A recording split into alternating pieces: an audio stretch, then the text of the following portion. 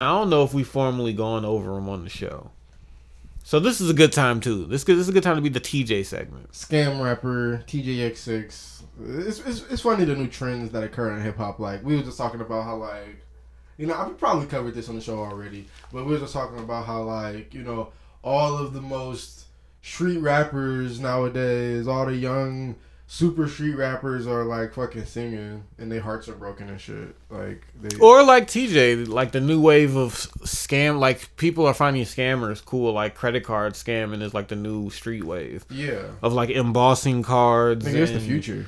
And scamming Cash App. We live in the fucking future, bro. Right, so it's like the cool kids don't have to beat you up anymore. They're just it's like they're turning to white collar. Like the savages are turning to white collar crime that like would have been reserved for like accountants and people trying to like scam people out of, you know, that type of shit. Yeah, this nigga got Max and credit cards in the video. And he's on the dark webs. So TJ is a scammer turned rapper.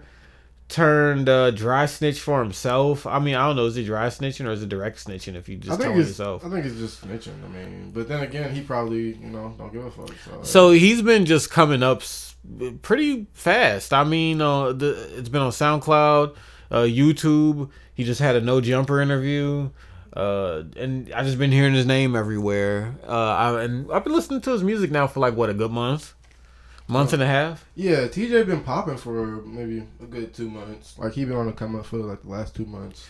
And the most readily, you know, given comparison has been Blueface. I guess as far as style and delivery, would you agree? I think that comparison.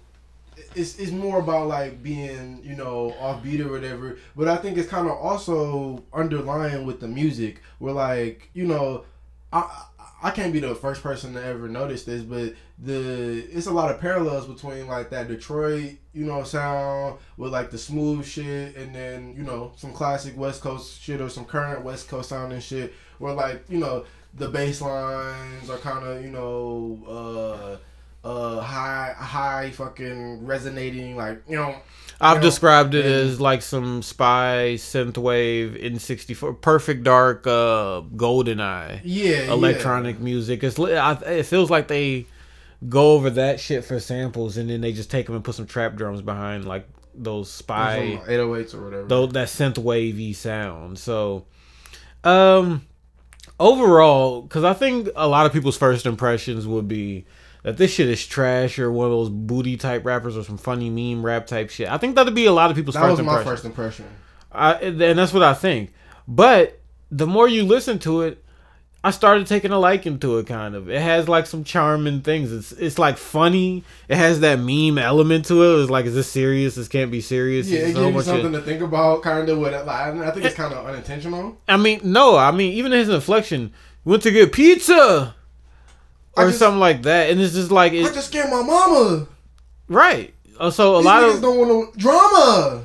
So a lot of it is, I don't know. I feel like it's purposely comical, but I don't know. You say that you feel like that he's I feel like not intentionally trying to be funny. I feel like for the most part he's not trying to be funny. Of course, I think nowadays I don't think he started this like I'm about to make funny music. I think nowadays he's a little bit more aware that, you know, his rap style can kind of sound silly, especially the offbeat patterns and shit like that. But think of what is that Swipe Story video where he's walking around Walmart with the chick with the ridiculously big ass, like not even in like a video whole way, but it looks like his like aunt with a huge ass or something is walking around with him, and he's just in Walmart. I mean, in the song he said it was his cousin, but I don't know who that was. And in Walmart, he's just you know, leaning on shopping carts with a fucking big gulp and like trying to do the thing, and then the Walmart employee's like, who the fuck? And like, so like, and they kept that in, and like, so like, I don't know, I'm torn because a part of me thinks that this is comical, a part of me I don't know what to think, but it has been like an acquired taste to where I've liked it more and more. Like I start to like the beats, then the shit he's saying is funny, it's catchy. I can remember some of the lines. One of his trademarks is, you know, the whole rhyming the same word with the same word. Like I'm actually on Genius right now. He was like, what was the bar? He was like, I knew I was popping when my shit was on Genius. I'm a fucking I'm a fucking genius. Right. Like it's like that type of shit. Or like he was like, I fucked the whole off eye contact, and we're not even your real eyes. This from contacts. Or the obvious dark web. I'm somewhere you ain't never been. I'm about to take your bitch to somewhere she ain't never been. That's smooth though. I think. Yeah, but it's still like a prime example. He just rhymed the same word with the same word. I don't know. I didn't even catch that. And it wasn't even like a lot of switch up of a bar as far as the context changes. It was like he said the same thing. He just referred to himself and said it, and then referred to somebody else and said the same thing. Yeah. So like he does that. He recycles a bit. Like I've heard multiple tracks where he recycles bars. But still, like I don't think it's bad. I wouldn't put him in the category as like somebody who's like a trash rapper or anything. I feel like he can. This sounds all like oxymoronic and just like counterintuitive to everything that we are saying, but I feel like he has some rapping ability. It's not some fucking it's not a super lyrical or even lyrical, because I hate people when say that people who aren't lyrical at all aren't super lyrical, to try to like make some even bigger contrast than what it is. He's not lyrical at all, really, but he can string together some like interesting and funny shit.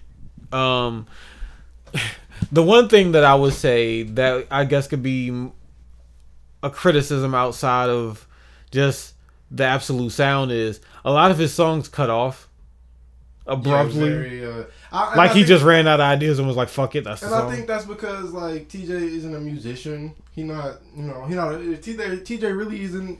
And he a rapper, but I think it's a difference between niggas that can rap, say some smooth shit, make people like they shit. And, move in the music industry to where, they can make some money versus a nigga who just really is a rapper whose primary objective with rapping is like to rap as well as he can. I think TJ, he just more a nigga who just like say some shit on the record and it sound good kinda and people like it. So let's get into this specific project, Fradulent Activity. I feel like the cover supports my theory that there's some like underlining weird sinister tone to like all this TJ's music. It makes scamming seem really sinister, like it's taking place in a very dark room by like a faceless fucking anonymous type group. I think that's the feeling he want to give it, because the piano sound kind of eerie. It has like a technological spin to it. The videos that he has on YouTube, some of them have like trademarked logos, like Visa is just there, and just Walmart. Like I don't know. Because it's fucking YouTube. So that doesn't mean anything. You can't just take copywritten shit and break copyright laws on YouTube. Like I don't. You can't just put brand logos and names in music videos. He did. Well, he's admitting to like breaking hella laws in there. He's admitting to scamming Walmart first off, so maybe he just doesn't give a fuck. That's his concern. I liken it to the Soldier Boy. I got the Nintendo game console over here to just be like, fuck it, I'm just gonna do it, and then Nintendo being like, no, not a chance. And when they did, it was like, nigga, it was gone. When they said get that gone, it was gone. So I'm sure if Walmart or Visa, hey, the world's top lawyers say get that gone, nigga, and we about to investigate those 5 iPhones you got last fucking that you recorded yourself on Instagram getting, nigga. So I don't know. I wouldn't be surprised if TJ is already under some sort of investigation. I think he was recently jailed for something involving fraud. Are you talking about that on stage thing? No. Okay. I thought I heard a separate incident going on where he was arrested.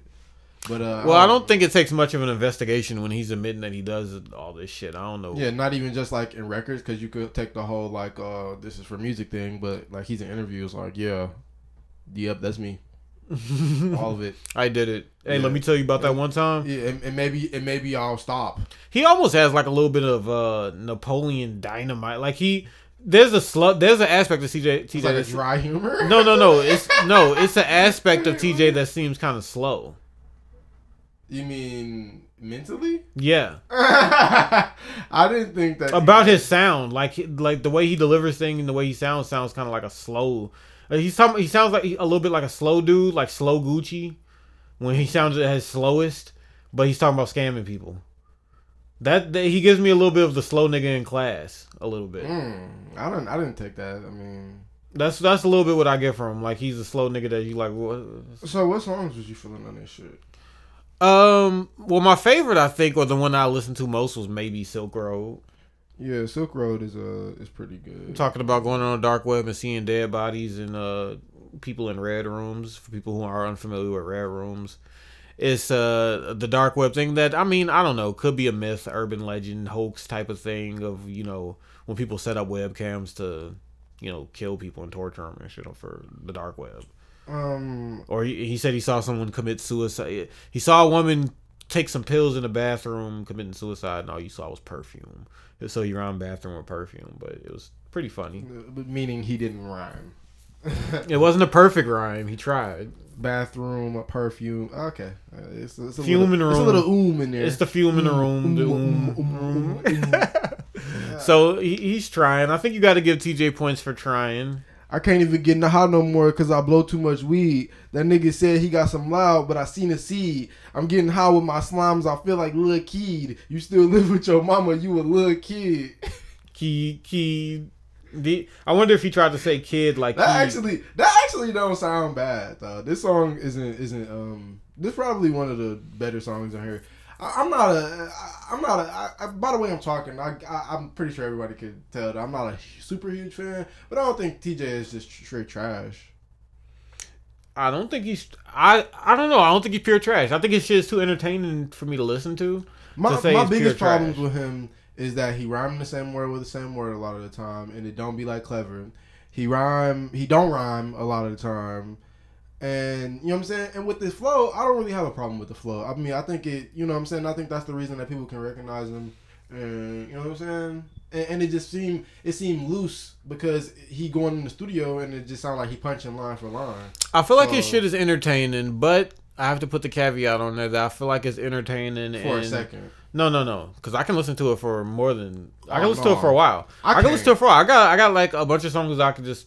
I get to get a TJ playlist going. I put him in the same category as I put guys like Lil Pump or, you know, any of these. No, legitimately, I could put a TJ playlist together and I could be at work and I could kill, you know, like half hour listening to some TJ. You like it that much? Yeah, I like it. I genuinely like it because it's entertaining. But with the caveat, that's entertaining. Maybe like Lil B was back in the day, where it's like chuckle worthy. See, yeah, that's what I'm saying. I don't find it as funny as you do. Like sometimes it's, you know. It's kind of funny, but it's like, you know what I'm saying, for the most part. I like the beats. I mean, I like that style. The beat style is nice. And I think TJ's beats are usually some of the better ones of that genre because I know other people do that whole Detroit style, but sometimes it sounds weaker. Like, I feel like TJ's beats are really pretty interesting sound. Like, they're good. I like that blend of what we talked about of, like, synthwave, dark synthwave with, like, some trap shit. I like that blend. I will listen to the beats probably. You know, it's good that it's a dude saying funny shit over it, giving you like songs of how to, you know, commit Bitcoin fraud and shit. So it's hilarious. But I just like the beats in general too. But yeah, like I listen to it maybe on I don't think I like it on a serious wave. Like it's an ironic wave. It's on some meme. Like it's probably mostly the meme content of it. Why the fuck you lying to me, girl? You not a virgin. Somebody stole my credit card, went online, and then I got to splurging. He said stole somebody's credit card, went online, and I started to splurging. Last year, the jugs fell off, so I started serving, and my mama beat my ass because she caught me cursing. Yeah, it's a lot of random shit just all tied together to rhyme, but. I don't know, man. Entertainment is entertainment. Like, hold on, here we got some of that classic rhyming the same word with the same word going on.